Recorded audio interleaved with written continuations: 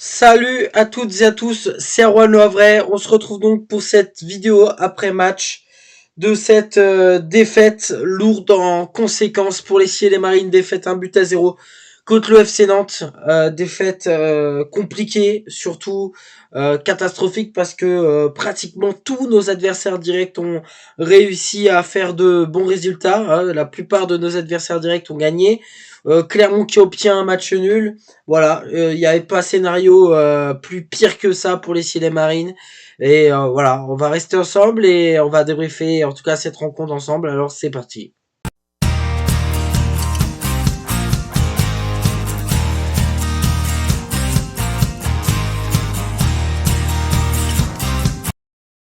C'est parti pour le bref de la rencontre, hein, cette rencontre qui s'est jouée hier au Stade Océane devant près de 24 000 supporters, hein, je crois, au Stade Océane. En tout cas, une bonne ambiance du côté du Stade Océane, que ça soit du côté évidemment des supporters à vrai, mais aussi du côté du parcage nantais qui faisait quand même pas mal de bruit avec un beau tifo, avec le groupe Ultra qui fêtait notamment son anniversaire en déplacement au Stade Océane. Un match donc qui a débuté pile poil à 13h et je trouve que le Hack débute plutôt bien le match.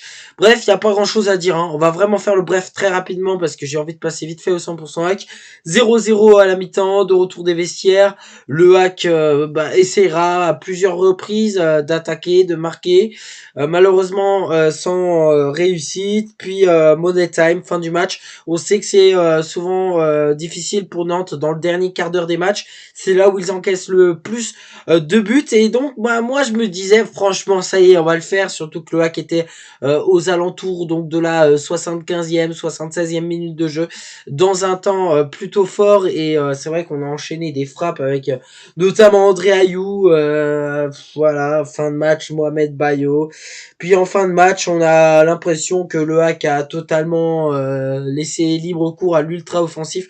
Vous savez, aux joueurs de FIFA ou à eSport FC 24, vous pouvez avoir le mode ultra offensif et j'ai l'impression qu'on a utilisé ce mode-là. C'était soit ça passe, soit ça casse.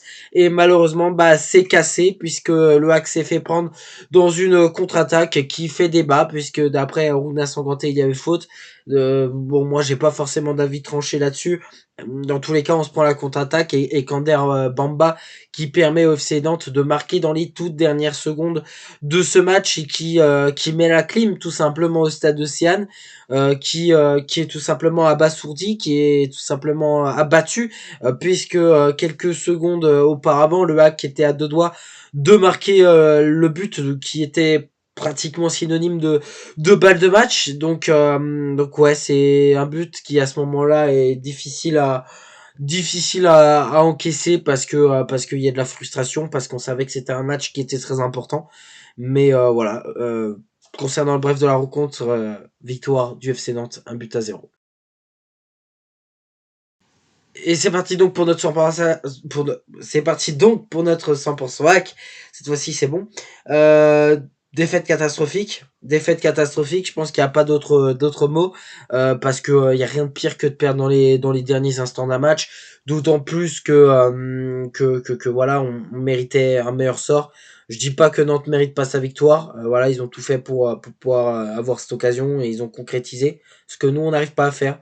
Mais c'est dégueulasse parce que derrière, je trouve que le hack arrive à chaque fois à faire des matchs au contenu plutôt intéressant. Alors c'est vrai que notre première mi-temps était pas fabuleuse. J'ai oublié de le préciser en tout cas dans le bref de la rencontre. Je n'ai pas trop kiffé sur la première mi-temps avec des passes vraiment très brouillons, pas très précises. Mais en deuxième mi-temps, j'ai vu un visage du hack qui était largement supérieur. Et je pense que ce visage-là aurait mérité récompense. Et malheureusement, le hack, c'est un peu une équipe qui, j'aime pas utiliser ce terme, mais qui manque beaucoup de chance parce que malgré tout, on est toujours là, on est toujours présent. Alors, j'ai pas envie de parler de chance quand il s'agit d'inefficacité offensive parce que en fait, la chance, faut la provoquer et j'ai l'impression qu'au hack, on la provoque pas vraiment. Parfois, on se retrouve dans des situations où on est en face le but et on tente pas la frappe. J'ai l'impression que parfois on avait peur, on a été timide malheureusement.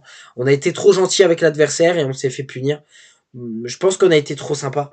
On a été trop sympa et c'est pour ça que qu'on n'arrive pas à marquer de but parce que si on met le but, pour moi ça change totalement le match et on avait en termes de pourcentage plus de chances de remporter ce match si on marquait un but.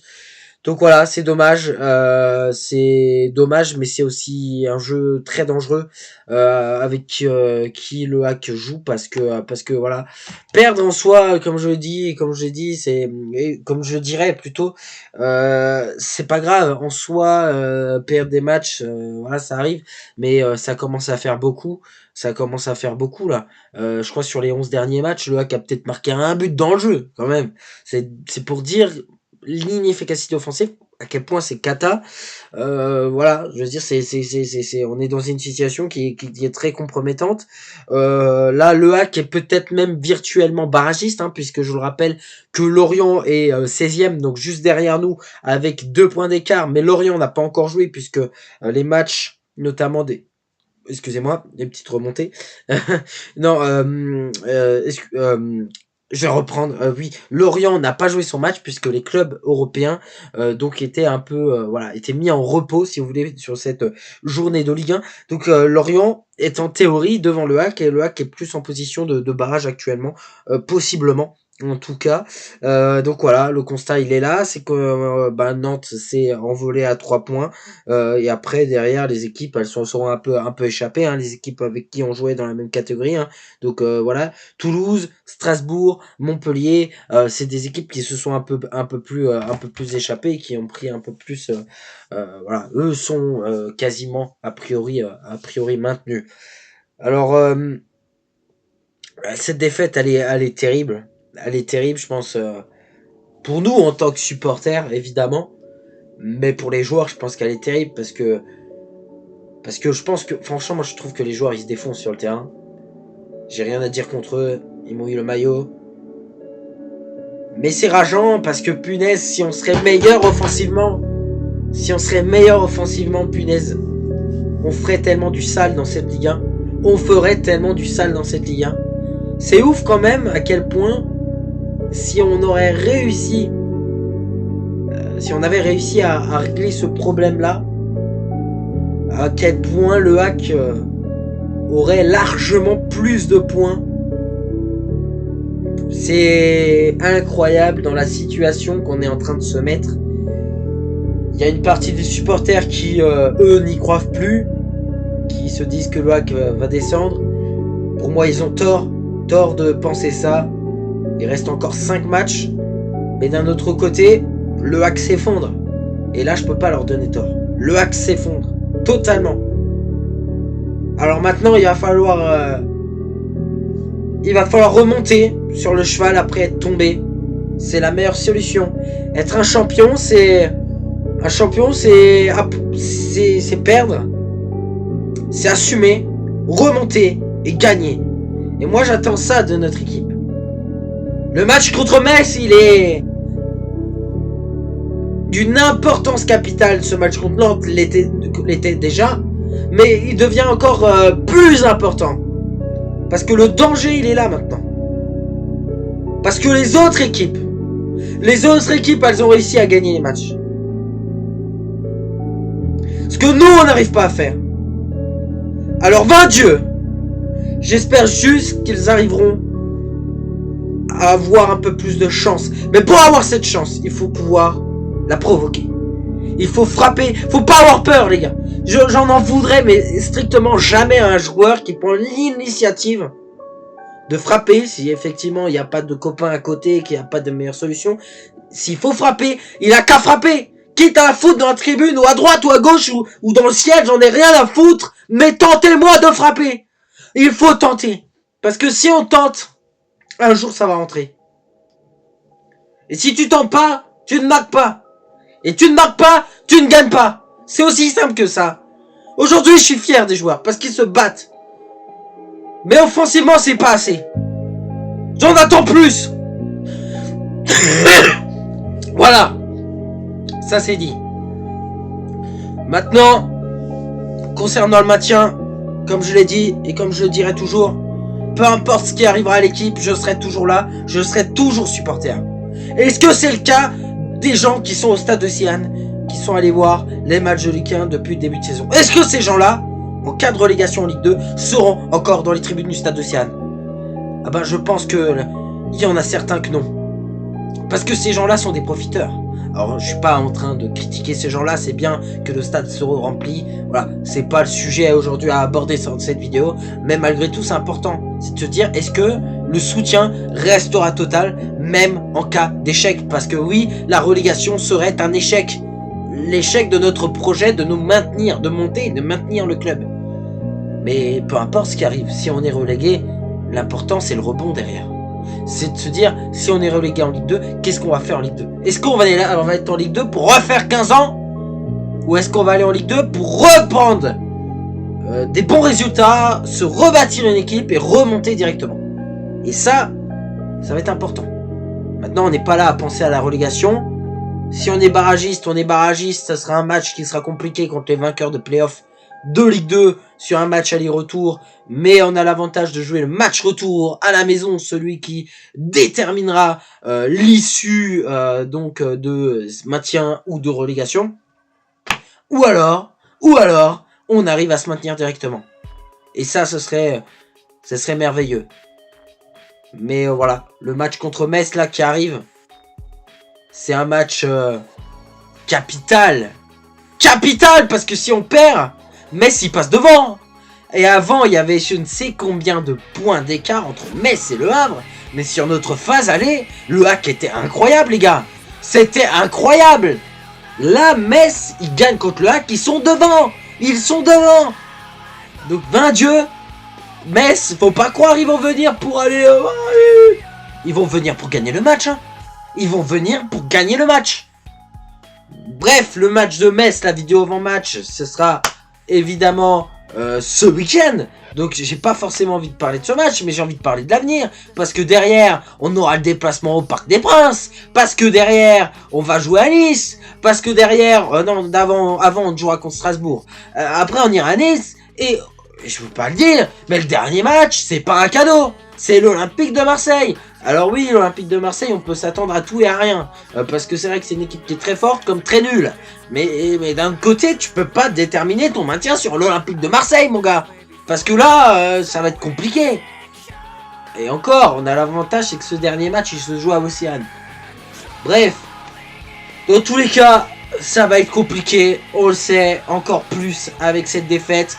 Le plus important, c'est de ne pas la nier, c'est de ne pas regretter ce résultat. On a tout fait pour gagner le match, on a pris des risques ultra offensifs, on s'est pris de but. Voilà, est-ce qu'on n'aurait pas mieux fait de faire 0-0? Évidemment, parce qu'avec un 0-0, on aurait eu un point. Et un point, bah ce n'est pas rien, on est d'accord là-dessus.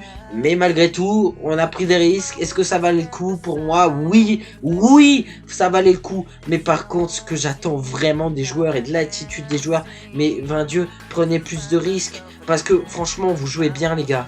Vous jouez bien. Alors oui, première mi-temps, c'était pas ouf. C'était un peu brouillon. C'était pas propre. C'était pas propre, pour être honnête. C'était dégueulasse même. Mais en deuxième mi-temps, j'ai vu une belle équipe du hack. J'ai vu une belle équipe du hack. Et ce qui me fait rager, c'est 20 Dieu. C'est 20 Dieu, mais c'est toute la saison. C'est que ça se tient à pas grand chose. Si vous regardez nos défaites, c'est un but ou deux maximum. On n'a quasiment pas pris de tôle. On a pris des tôles, oui. Marseille, Lille, voilà. On s'est pris quelques tôles. Mais dans la majorité des matchs, ça se joue à rien. Mais ça se joue à rien. Donc c'est ça qui me frustre. C'est ça qui me frustre, c'est qu'aujourd'hui on en chie. Mais si on aurait un peu meilleur, enfin, un côté, en tout cas, meilleur offensivement en tout cas,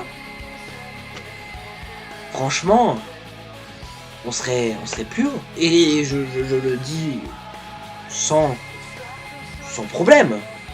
Aujourd'hui, le hack, de façon globale, par rapport à notre niveau, par rapport là, on mérite pas d'être relégué. Donc si on mérite pas d'être relégué, on va pas être relégué. C'est aussi simple que ça. On doit pas être relégué. Alors les gars, c'est tout pour ce 100% hack. Je pense avoir fait le tour.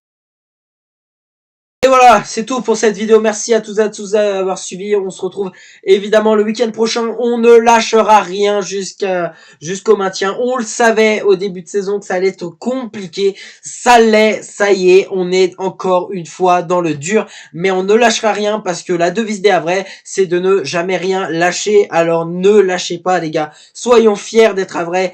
Aidez les joueurs si vous êtes sur le Havre. Venez les voir aux entraînements. Venez voir les matchs, c'est important parce qu'ils ont besoin d'être soutenus même dans les moments difficiles. Parce qu'il faut pas croire, hein, c'est dur pour eux de perdre ce match contre le FC Nantes. C'est dur de perdre des matchs alors que vous dominez, que vous perdez à chaque fois 1-0 ou 2-1 ou machin.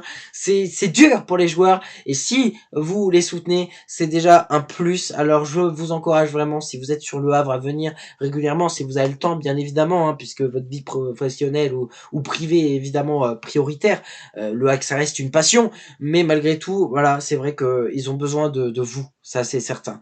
Alors salut à toutes et à tous et je vous souhaite une bonne semaine. On va bien récupérer, on va bien se remettre bien et on est prêt pour affronter le FC Metz avec, je l'espère, de l'envie et puis voilà, de la niaque. C'est aussi simple que ça. Salut.